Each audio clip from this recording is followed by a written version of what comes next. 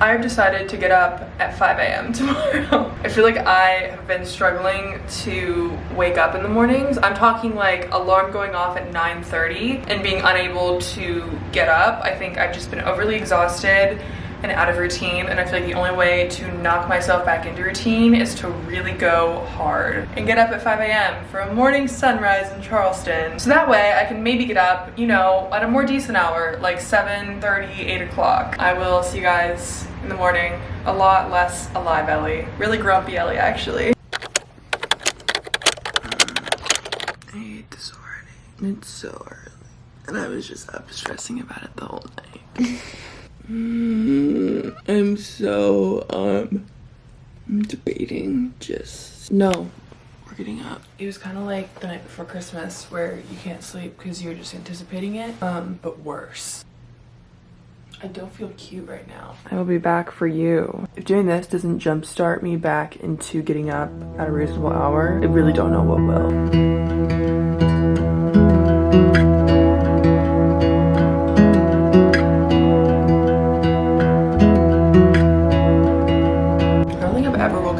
It's just like something that happens at 5 a.m. You just wake up drastically more thirsty.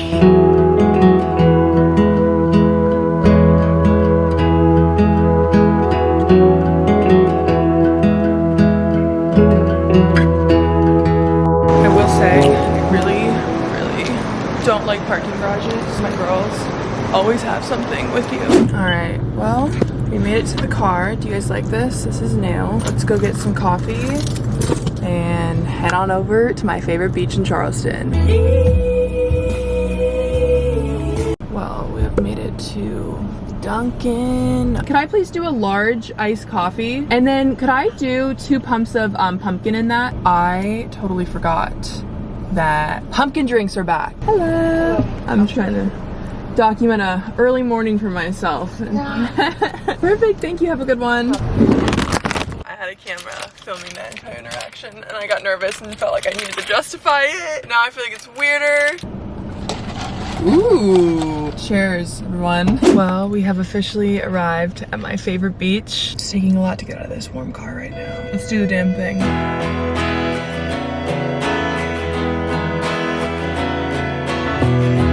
Take me kitchen, take me flowing, take me queen. Now, before we go any further into this video, I would like to thank BetterHelp for sponsoring this video. I love sharing BetterHelp with you guys because I am a huge advocate for therapy. I've been going for years and it has significantly helped my own mental health, and that is one of the most important things in my life, is keeping my mental health in check and really making sure to honor all aspects of it. Going to therapy is one of the main things that helps me with that. It really helps me navigate different situations, and even if you have nothing specific going on in your life, I feel like it can be so helpful to have an outside source there to kind of help give advice to you. BetterHelp is making, you know, this kind of care more accessible to everyone, which I think is amazing because it can be really, really hard sometimes to navigate. What I love about them is they make it very easy to match you with the right therapist for you. I feel like it's very similar to online dating where, you know, you just don't know if it's necessarily going to be a match. I have had that numerous times before, and I love that BetterHelp makes it very easy, charge-free, to switch you over to someone that you feel a connection with. They're also helping to make it a lot more affordable, which I think is very, very important. I think mental health is something that should be affordable, and I feel very passionate about that. If you would like to try BetterHelp and this sounds like something that maybe could really help you, I would click the link down below for 10% off your first month. I think it's in perfect theme with this video because I need mental health checks often in my life, and I really have to actively pursue my mental health journey in a positive manner to feel the benefits of it. I feel like, I don't want to say I'm not naturally a happy person because that's a little extreme, but I do feel that it takes me more work, and I think that's okay. It's something I've recognized about myself since I was younger. Also become so in touch with myself and recognize how I work and things about my childhood and how I've always been and just how I'm wired. And so doing, you know, active things to help myself with you know, my mindset, like especially in the mornings, this is a huge challenge for me because I wake up grumpy a lot of the time. I wake up and like to isolate, and I feel like a lot of that came from being alone a lot last year, where going on like 3-hour walks in the morning and just having my headphones in and tuning out the outside world is what I like needed at the time. Mornings can be a really beautiful thing, and I don't need to always feel grumpy in them. I think has been a huge goal of mine. So even this right now is like a huge step for me. I feel like I have been kind of weird with my anxiety recently. I feel like traveling and not having a consistent routine does catch up on me, and I mean that's a normal human thing. I feel like having routine and having stability and structure is a very healthy thing. I love my life and I'm so grateful for it, but I think I had so many new things enter this year, whether it's my new car, moving across the country, new relationship, all these things, and it can be really hard to balance them all when everything's so new and I'm constantly on a different time zone and in a hotel. I feel like it's definitely caught up, but some of the things that have really helped me with that, I think I've really taken a step back the month of August here. This is like a mental health reset month for me, and it was last year too. I feel like it's a really great time for me after, you know, the busyness always of June and July to really check in with myself, make sure everything is good, and just allow myself to work at a slower pace, because there's nothing wrong with that. And I think for so long, my mind automatically wants to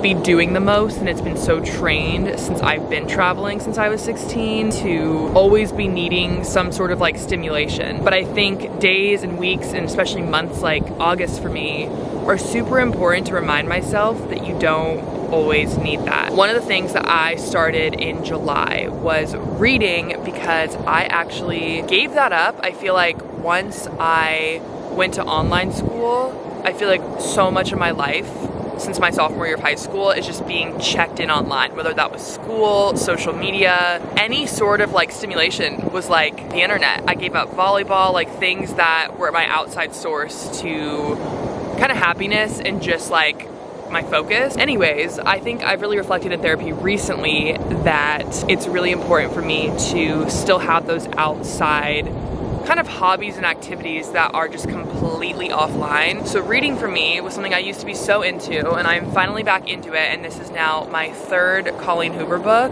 I feel like I'm starting off basic here, but her books are incredible, so I don't even feel ashamed to say that I'm reading her. If you guys have any book recommendations, please leave them down below. The pace I'm going at, I'm finishing them all the time, because when I'm on a plane, instead of buying Wi-Fi, the active shift to just read a book has been so beneficial for me. Like, I don't know why I wasn't doing this sooner. I'm reading Too Late right now. This might be my favorite one so far, but there's also so many I haven't read, so I don't know. I also have gotten back into my journaling. I feel like I go in phases with it, and I see such a big difference when I am actively doing it every day. It really is crazy. And even just like affirmations, I never really believed them. It is actually mind-blowing how just having those when you're showering or doing something where you don't even realize that you're retaining it when you're just like seeing them or grazing past them, it has made me feel so much more confident and just feel really good. So I cannot stress enough to just leave yourself little notes of affirmations.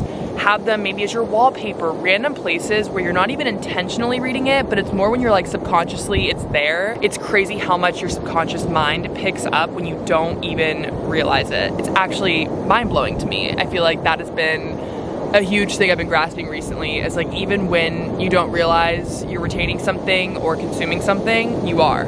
It's just so wild. I don't know, it just throws me off. Anyways, with this journal, something I love is I can get very bored if something's like the same prompt every day. This journal right here, I got this a while ago. It's called The Inside Then Out, so it's like supposed to be healing you and navigating you from the inside out. It has a different question every single day, which is good for my mind because it's not making me feel like I'm just answering the same question or same 3 questions every single day. For this one, it kind of goes by different chapters for each month. So like right now, for instance, August is all about happiness, and I think that is such a perfect connecting theme for this whole month for me. Last month was self-care, June was relationships, and next month is September, which is habits, which I think will be really interesting for me to navigate because I got a lot of interesting habits. Anyways, let's find the question for today, which is August 20th, everyone. Let's see here. How can you practice mindfulness in your daily life? Ooh, that's a good one. Very on theme for what we're doing right now. I think things like this, even just being at the beach, I feel like I never understood how the beach can literally be so good for your mental health and put everything in the world in perspective. I never was around the beach besides like vacations over the summer. So I never had that connection to it that so many people around me that grew up near the water feel with it. It's just such like a healing, cleansing place. I think living here and being more familiar with the water, I understand it so much more. So even just put yourself in like a bird's eye view, and I just imagine like even just over Folly Beach where I am right now, like a camera just zooming up and seeing how small and relative I am to all of this. It's insane. It makes so many of those little things that I get in my head about with my OCD or with, you know, my weird triggers. It just puts it all in perspective, and I think that's a really good way for me to stay mindful. Before my Pop passed away in November, he gave me and all my cousins each a Bible here, and it kind of gives you a new verse each day, and I feel like I find a lot of peace when I really stay consistent with reading my verse and kind of lesson with it. And so I'm really trying to bring that back, because that was something that always makes me feel really connected and grounded, is my faith. I don't know, I just feel like days like this are important to check in with yourself, and I'm really proud of myself for getting up and doing this. It's not easy, but it's so rewarding, and I think so many of the not easy things in life are the most rewarding. Thank you guys for coming along with me this morning.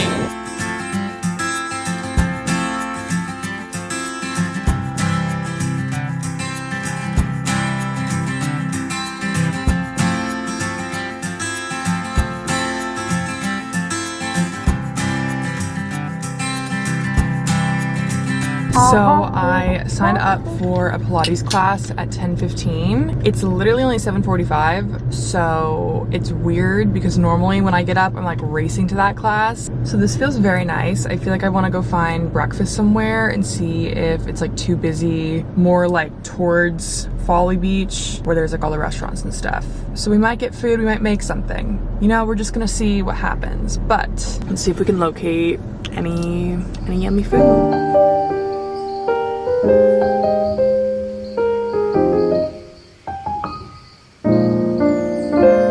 Now, because I'm a nice sister, I picked up a coffee for Erin because she is fully still asleep. So I got her an oat milk latte from the cutest little van on Folly Beach that does like breakfast and coffee. And then for myself, I got a piece of sourdough avocado toast. All I gotta say is this avocado toast is phenomenal. I don't know what that is under the avocado, but it's so yummy. Wow, I'm loving this morning.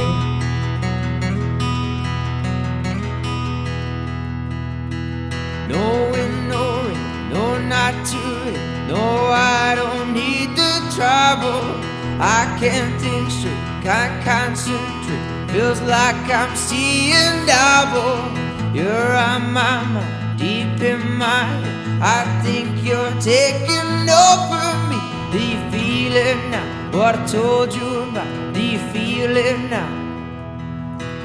Knowing won't make a change, won't fold your boldest value. This love I was not growing up. Still I swear that I'm up for you.